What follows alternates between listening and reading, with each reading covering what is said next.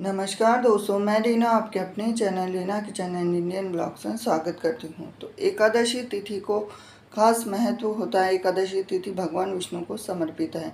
एकादशी के दिन भगवान विष्णु की विधि विधान से पूजा अर्चना करने की विधान बताया गया है। हिंदू पंचांग में सबसे ज़्यादा एकादशी का महत्व बताया जाता है, लेकिन एकादशी का जो शुभ मुहूर्त है पारण का, वो हमें जानना बहुत ही ज़्यादा जरूरी होता है। तो देवशयनी एकादशी व्रत का पारण 18 जुलाई 2024 को किया जाएगा और इस व्रत का जो शुभ मुहूर्त है वो 18 जुलाई को सुबह 5:34 से सुबह 8:19 तक रहेगा। द्वादशी तिथि का सबसे ज़्यादा महत्व होता है। द्वादशी तिथि के दौरान आप काफ़ी चीज़ें हैं जिनका हमें ध्यान रखना पड़ता है।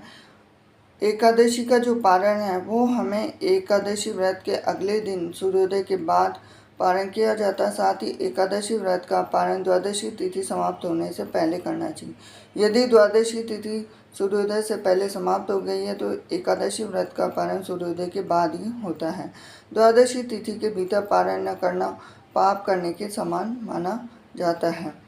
तो एकादशी का जो व्रत का पारण है वह सबसे ज़्यादा खास माना जाता है, क्योंकि इसमें बहुत सारी चीज़ें, अगर आप एकादशी का व्रत का पारण करते हैं तो उसमें तुलसी, आंवला, चावल खाकर व्रत का पारण करना सबसे ज़्यादा सही माना जाता है।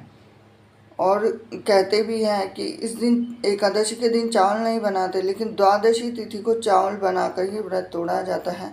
तो एकादशी का व्रत क्या खाकर तोड़ना चाहिए? तो आषाढ़ मास की एकादशी तिथि का पारण हमें त्रयोदशी शुरू होने से पहले करना चाहिए। एकादशी के दिन व्रतधारी व्यक्ति को गाजर, शलजम, गोभी, पालक इत्यादि का सेवन नहीं करना चाहिए, लेकिन द्वादशी तिथि को जब आप पारण करें तब भी इन चीज़ों का आप ध्यान रख सकते हैं। तो ये थी खास जानकारी आपके लिए। वीडियो अगर आपको थोड़ा सा भी रोचक लगे तो वीडियो को लाइक करें, चैनल को सब्सक्राइब करें, बेल आइकन प्रेस। नमस्कार दोस्तों, मैं रीना आपके अपने चैनल में स्वागत करती हूँ। तो एकादशी का व्रत में शाम को आपको क्या खाना चाहिए और क्या नहीं खाना चाहिए? तो आज है 2 जून, अपरा एकादशी, और अपरा एकादशी के व्रत में शाम को जैसे सबसे ज़्यादा एकादशी के व्रत में फल खाना शुभ माना जाता है। वैसे तो अगर आप एकादशी का व्रत करें तो व्रत के दौरान आपको कुछ भी नहीं खाना चाहिए, लेकिन इसके साथ ही यहाँ तक कि नमक का सेवन भी बिल्कुल नहीं करना चाहिए। आप पानी पर ही जो व्रत रखते हैं वही सबसे ज़्यादा बेस्ट माना जाता है।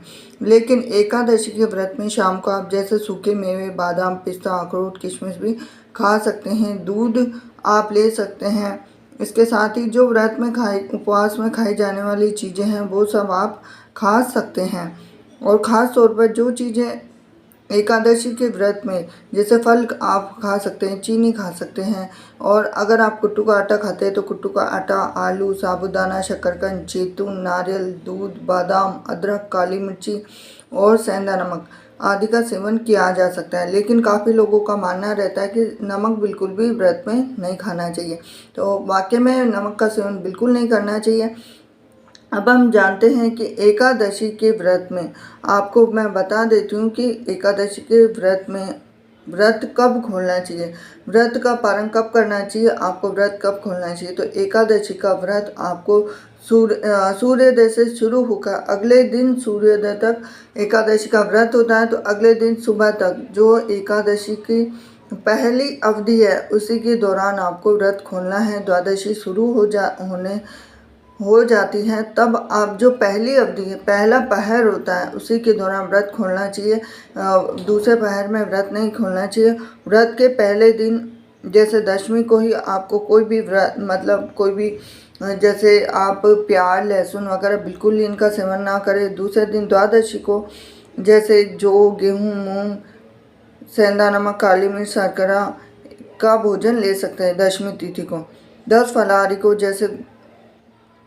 फलाहारी को गोभी, गाजर, शलजम, पालक का साग का सेवन बिल्कुल नहीं करना चाहिए। फिर दूसरा है आम, अंगूर, केला, बादाम, पिस्ता, इन अमृत फलों का सेवन करना चाहिए। तो ये थी खास जानकारी आपके लिए। वीडियो अगर आपको थोड़ा सा भी रोचक लगा हो तो वीडियो को लाइक करें, चैनल को सब्सक्राइब करें, बेल आइकन प्रेस करें। हरे कृष्णा। नमस्कार दोस्तों, मैं रीना आपके अपने चैनल रीना के चैनल इंडियन ब्लॉग से स्वागत करती हूं। तो द्वादशी तिथि सबसे ज़्यादा खास मानी जाती है और 2 जुलाई 2024 को योगिनी एकादशी थी। तो एकादशी का व्रत का पारण द्वादशी तिथि को किया जाता है और द्वादशी तिथि में सबसे ज़्यादा खास मानी जाती है तुलसी माता की पूजा। तुलसी की इस कथा का पाठ करने से हो सकते हैं सभी पापों से मुक्त।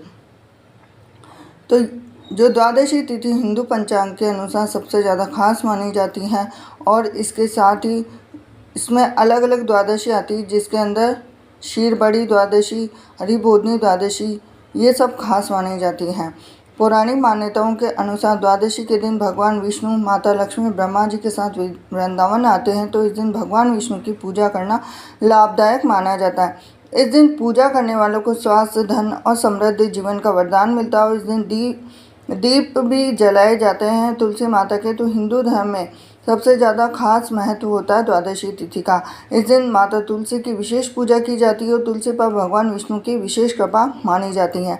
इसलिए एकादशी के दिन ही माता लक्ष्मी और भगवान विष्णु की पूजा की जाती है। इससे संबंधित कथा इस प्रकार है कि धर्मराज युधिष्ठिर जब अपना राजपाट छोड़कर वन में रह रहे थे, तब उनकी मुलाकात व्यास जी से हुई।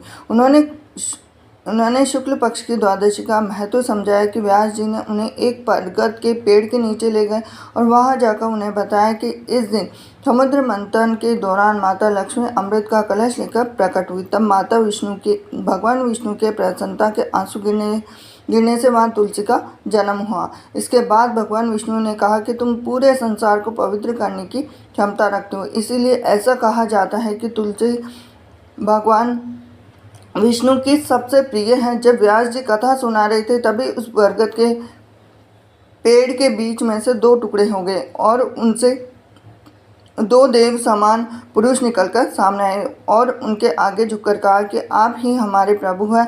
और उनमें से एक पुरुष ने बताया कि वो देवलोक से हैं। एक बार एक सन्यासी की तपस्या भंग करने के कारण उसे श्राप मिला था कि वो ब्रह्म राक्षस में परिवर्तित हो जाएंगे। और जब आप अपने भगवान विष्णु, माता लक्ष्मी और तुलसी की कथा कही, तब हम मुक्त हो गए हैं। इसके बाद दूसरे पुरुष ने कहा कि मैं एक ब्राह्मण का बेटा हूँ और गुरुकुल में पढ़ते हुए एक बार अपने गुरु की आज्ञा का पालन नहीं किया, तो गुरु के श्राप के कारण तो मुझे ब्रह्म राक्षस का श्राप मिला था। आज माता तुलसी की कथा सुनने के बाद हम मुक्त हो गए हैं। इसके बाद वो दोनों ही पुरुष शुक्रिया बोलकर उस जगह से चले जाते हैं। इसके बाद व्यास जी अपनी कथा पूरी करते हुए कहते हैं कि जो भी इस कथा को सुनता है वो अपने सभी पापों से मुक्त हो जाता है और इस द्वादशी के दिन व्रत करने वाला और कथा को कहने वाले को सभी प्रकार के दुखों और कष्टों से छुटकारा मिल जाता है।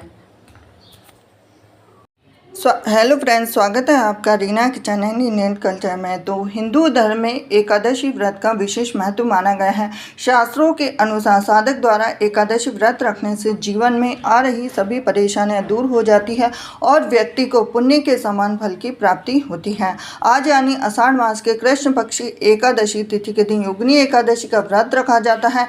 वहीं एकादशी व्रत का पारण अगले दिन द्वादशी तिथि के दिन किया जाता है, जो कि व्रत का पारण और नियम बहुत ही खास माना जाता है। और ये नियम कुछ खास नियम होते हैं जिनको साधक को जरूर मानना चाहिए। शास्त्रों में बताया गया है कि एकादशी व्रत का पारण हरिवास समाप्त होने के बाद ही करना चाहिए। साथ ही व्रत तोड़ने के लिए सबसे उपयुक्त समय प्रातःकाल माना जाता है। शास्त्रों में बताया गया है कि जो लोग एकादशी व्रत का पालन कर रहे हैं उन्हें मध्याह्न अर्थात दोपहर के समय व्रत का पारण नहीं करना चाहिए। सुबह यदि ऐसा नहीं कर पाए तो मध्याह्न के बाद पारण करना नहीं चाहिए। व्रत पारण के समय भोजन में भूल कर भी मूली, बैंगन, साग, मसूर दाल, लहसुन या प्याज आदि का प्रयोग ना करें। साथ ही सात्विक भोजन का प्रयोग करना सबसे ज़्यादा शुभ माना जाता है। तो जो भी लोग एकादशी व्रत का पारण कर रहे हैं उन लोगों को मैं बता देती हूँ कि योगिनी एकादशी व्रत का पारण 15 जून को सुबह 5:23 से सुबह 8:10 के बीच शुभ माना गया है और इस अवधि में व्रत पारण करने से व्रत का पूर्ण फल प्राप्त होता है। व्रत के समय साधकों को कुछ विशेष नियमों का पालन जरूर करना चाहिए। तो ये थी खास जानकारी आपके लिए। वीडियो अगर आपको थोड़ा सा भी रोचक लगा हो तो वीडियो को लाइक करें, चैनल को सब्सक्राइब करें, बेल आइकन प्रेस करें। तो ऐसी ही जानकारी के लिए मेरे साथ बने रहिए Reena kitchen and Indian culture में। तो मिलते हैं आपसे अगले वीडियो में। हरे कृष्णा।